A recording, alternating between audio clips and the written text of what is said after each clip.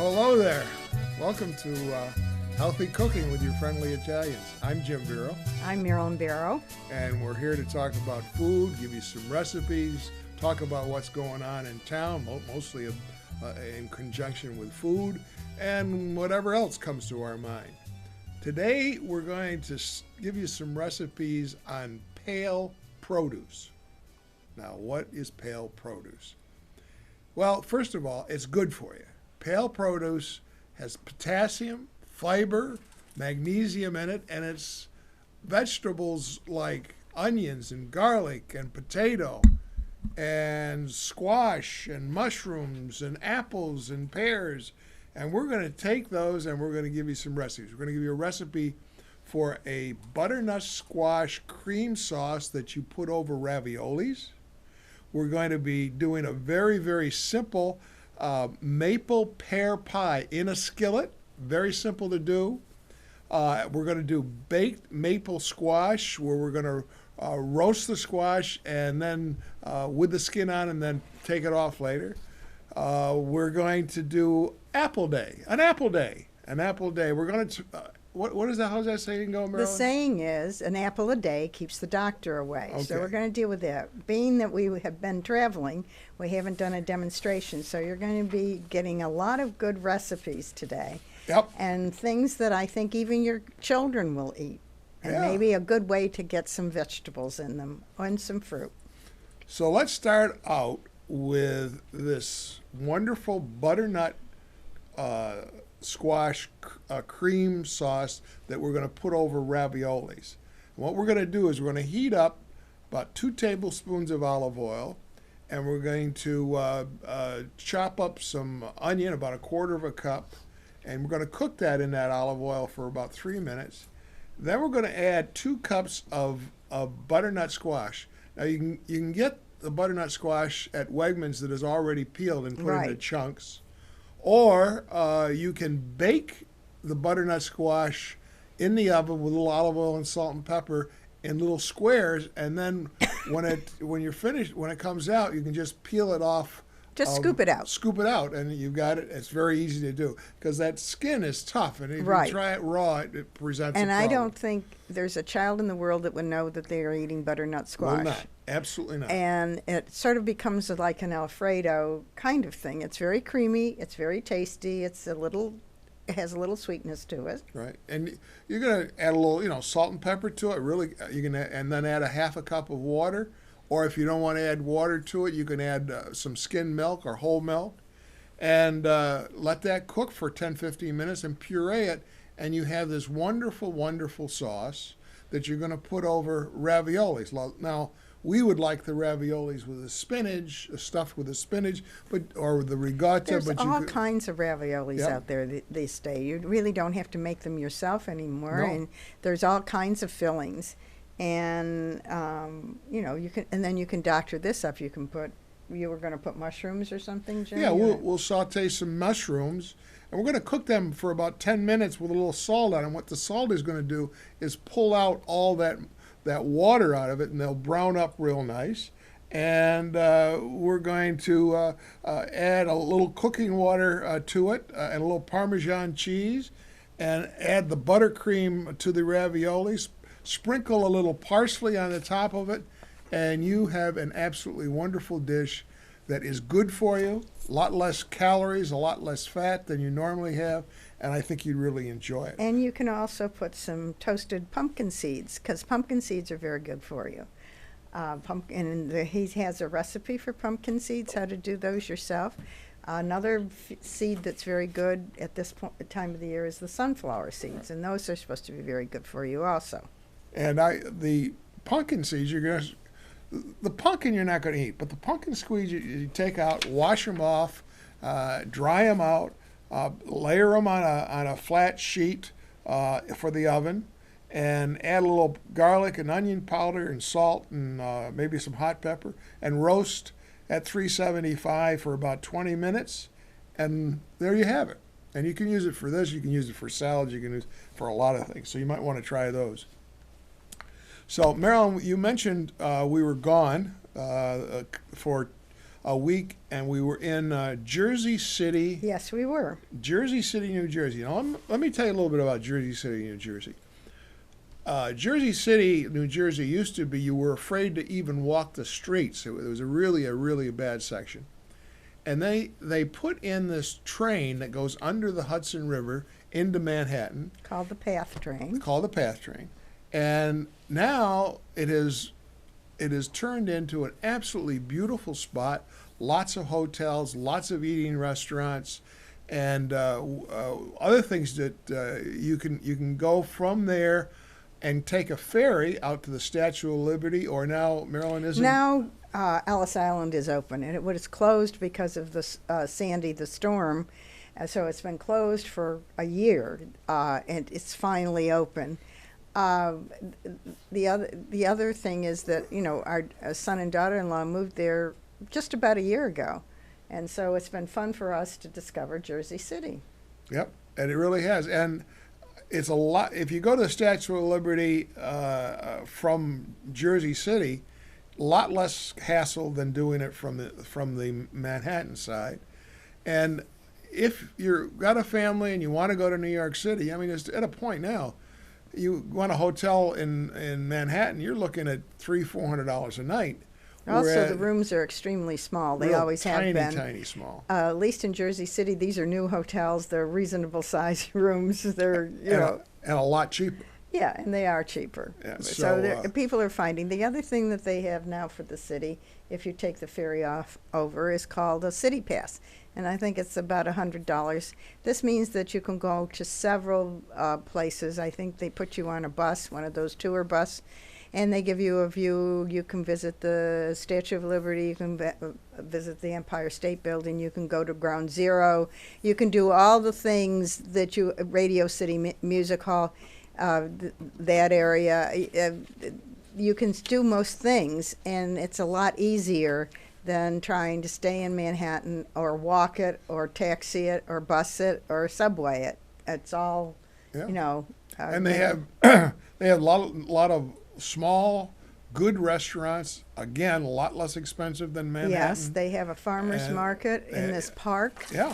That's right near the mall, the big mall there. Mm-hmm. That has, not only does it have produce, but it has a lot of takeout food that you can have. There's takeout food all over, because basically I think the people that live in Jersey City are people that work in Manhattan. They're couples. They're not going to come home and cook. So you have a huge amount of wonderful places for takeout or small little restaurants to eat in. So think about that. We're really hepped up on the place. So, all right, now let's do another recipe. Yes, you forgot about your baked squash there. That's another good one with maple syrup. Baked squash with maple syrup. Now that sounds interesting. Yeah, I think that's a good one. Well, so let's talk about this again. Is an easy recipe to go. You cut up your squash in little triangles or rectangles, and you clean off the seeds, put it in a baking dish in a single layer, sprinkle a little salt, drizzle it with a little maple syrup, and roast at 400 degrees for 30 to 45 minutes, and it comes out, and now that you can just take a spoon and eat it off of there and leave the skin on there, and it really is a nice dish. And again, it's an easy dish to make, so you can do that. So if you use really good maple syrup, mm-hmm. or as a sweetener, that's much more healthy for you, or even honey. If it's local honey and it's good honey. We got some great honeys around here. In this area. I got a good honey right here.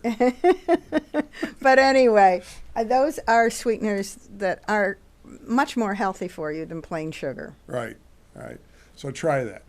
Now, we have been culturized the last week. We went to 2 plays and 1 opera. We went to a play in New Jersey. They had a wonderful play in this little neighborhood Catholic church in the basement. It was written by Jeff Daniels, of all people, and it was sort of what I would consider a community theater. But the actors were very good. It was very enjoyable, and it sat maybe 50 people. It was great fun. We could walk from Mike and Janice to the Mhm. to the theater, so that was fun. And then we came home and we went to see Driving Miss Daisy at SCP out at the New York Chiropractic Right. College at Delva Theater. And let me tell you, That is a performance you shouldn't you miss. got to go. It's wonderful. They got 2 more dates, Friday and Saturday. Of this week at the Delavan Theater at the Chiropractic College. Right. And it is well worth seeing. They have done an absolutely incredible job. Eric Jansen is the director, and he's a great director. And all of his family pitch in and help. And they have only 3 actors in this thing. 2 of the actors. 2 of them are brand new on stage. right. You would never know it. They did such a good job. The one fellow, Craig Simmons, who was a pro wrestler, Right. is in this. And Gerald Wright, who's a young man who plays a part of a much older man and does a tremendous Does job. an excellent job. And Daisy Wertham is absolutely magnificent. So please go try it. It's a wonderful, wonderful thing. So, and then what else did we do? We went to an opera. Well, Hoy, hoy, hoy. this is what we found that we truly, truly enjoy. Metropolitan Opera has put opera on in HD. Certain Saturdays all year long. They've extended it, and you can go to a Regal Theater. So for us here in this area, you can go to Ithaca, Syracuse, or Rochester. You get online, you go to Fandango, you buy your tickets. If you buy them online, they're $22. There is nothing like seeing an opera in a beautiful theater with beautiful seats. You can bring your popcorn. You can eat your popcorn. You can do what you want. And they give you a really good idea of what happens backstage, and they interview the people that are in it, and they interview the directors or whatever. It's really wonderful. If you've never seen opera, you should try it. Should try it. If you just think you like certain operas and you would like to try something really different for $22, that's fine. If you went to the Met and saw it for $135, you might be a little bit more concerned about what you were seeing, but you certainly don't have to be concerned going to one of these Regal HDs. And the opera we saw was called The Nose. And this nose walks around on stage. And It was so creative. Yeah, They it was really did good. paintings, the sets were incredible. So even if you don't like opera, you should try it anyways. How's that? Okay. All right, let's give another recipe.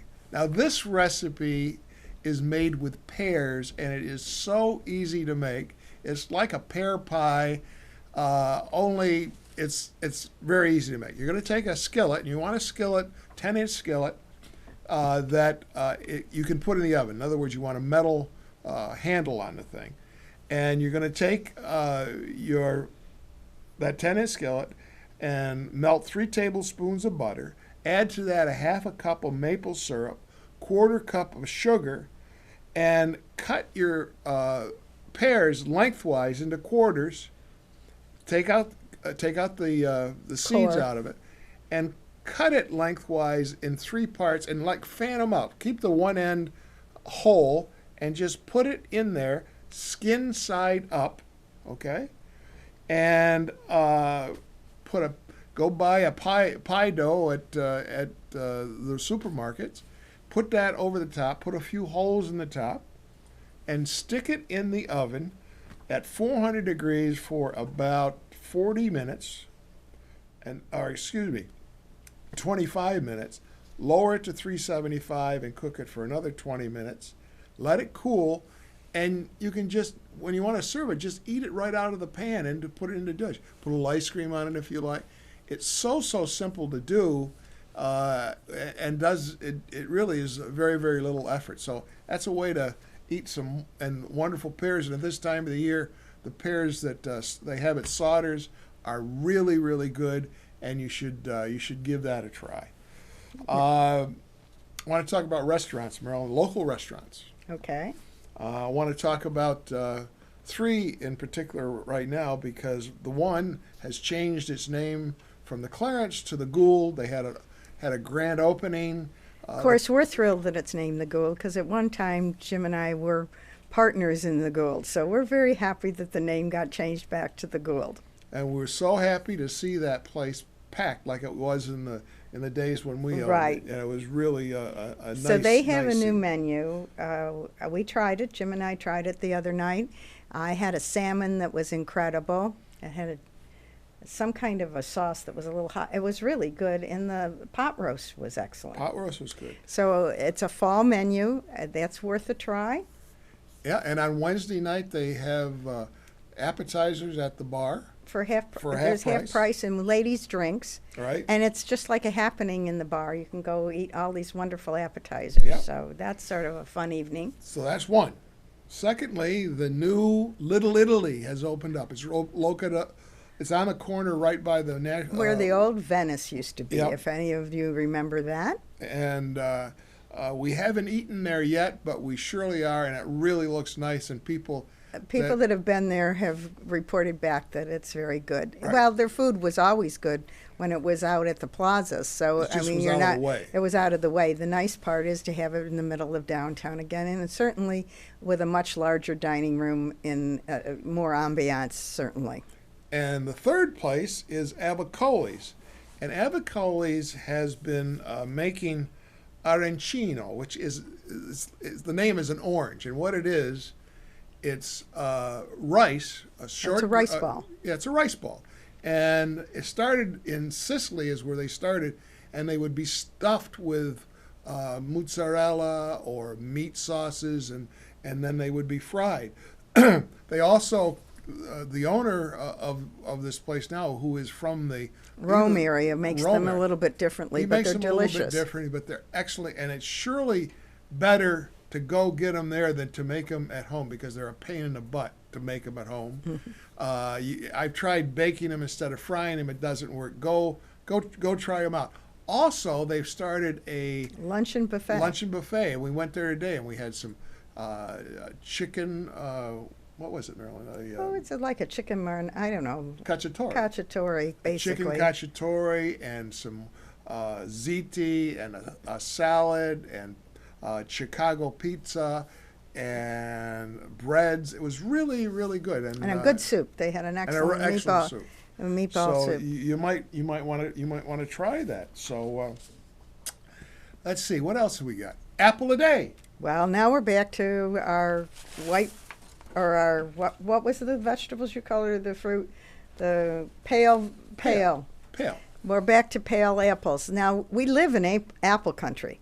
You couldn't find better apples than you can in this area.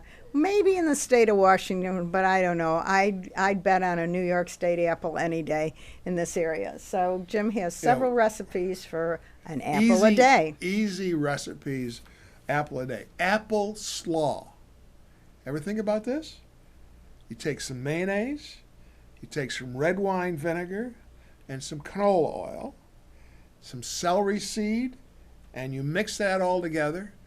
And then you slice, either you can use fennel, the fresh fennel that you're going to slice, or you can use broccoli slaw, put some parsley in there, and 3 cups of a tart apple, thinly sliced, a little salt and pepper, and olé. You have an applesauce that is Apple slaw. apple slaw that is a yin and yang type of thing. So that is really, really good. You can try that. Also, and Marilyn really likes this, is a apple onion sandwich, grilled. All right? I think this would be wonderful. You're going to take some onions, you're going to slice them and cook them until they're golden brown, about 20 minutes. You're going to take a piece of bread and put a slice of Gruyere cheese on it. Should be Gruyere, yes. Yeah, top it with the onions, then put the sliced apples on top of that, put a piece of bread on it, and put it and grill it. I think your kids would even like this, okay? Well, this is a fancy grilled cheese sandwich. There you got go. it. Fancy grilled cheese sandwich, okay. So you can try that. There's also an apple tempura, and there's a recipe for that. It is fried, but it's good. A real simple apple crisp that you can make that is good. So it's a good way to use apples. This time of the year, they're the best. They're wonderful, and you should try them. So an apple a day, okay? All right, now That about does it for this week, Marilyn. Yes. All And right. what are your plans for some following shows? Why don't we? You know how I like pasta. Oh, I know you like I pasta. like to make pasta and eat it cold in the morning. Yes, Jim's favorite breakfast when he was really young was cold pasta out of the refrigerator. I didn't join him, but that was one of his favorites. I don't give you a recipe for leftover pasta, cold pasta, but I'm going to make a frittata with pasta, with this leftover pasta that is really, again, a simple dish. We're going to do that. We're going to, And we will have a demonstration of that. we'll have a one. demonstration of that and how you don't have to flip it, and it really works out well.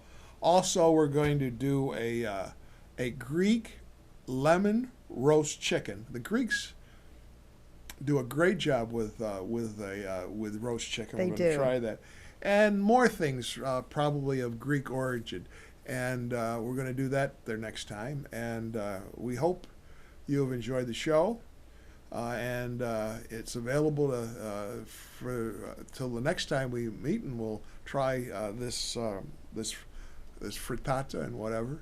And you enjoy yourself, and we'll enjoy ourselves, and we'll see you the next time. Goodbye. Ciao. Ciao.